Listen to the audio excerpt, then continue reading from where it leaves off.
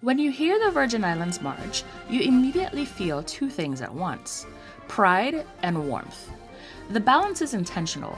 The piece was written with precision, but it carries real feeling underneath.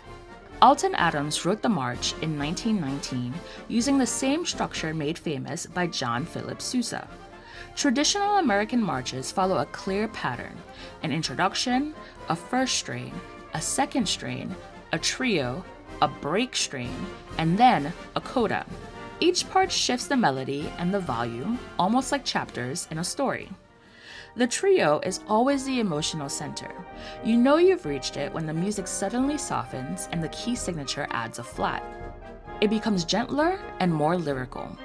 For the Virgin Islands March, Adams shaped this trio after witnessing a moment of compassion.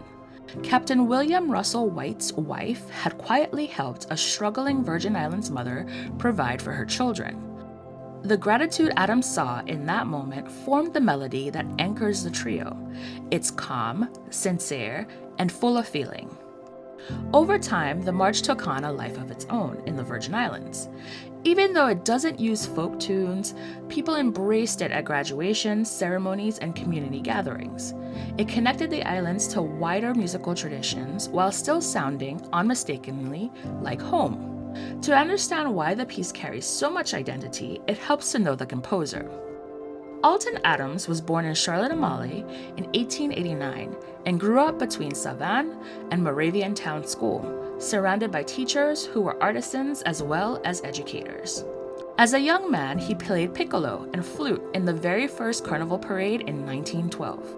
When the islands transferred from Denmark to the United States in 1917, that same year he married Ella Joseph and joined the U.S. Navy.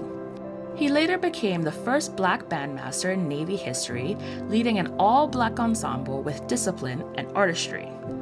The Virgin Islands March reflects his journey. It blends formal training with island sensitivity. It follows a strict structure, but it's fueled by kindness. It belongs to a global tradition, yet still expresses a local voice. The piece endures because it captures who Virgin Islanders are: proud, resilient, and rooted in community, with a softness at the center that reveals the heart of the culture.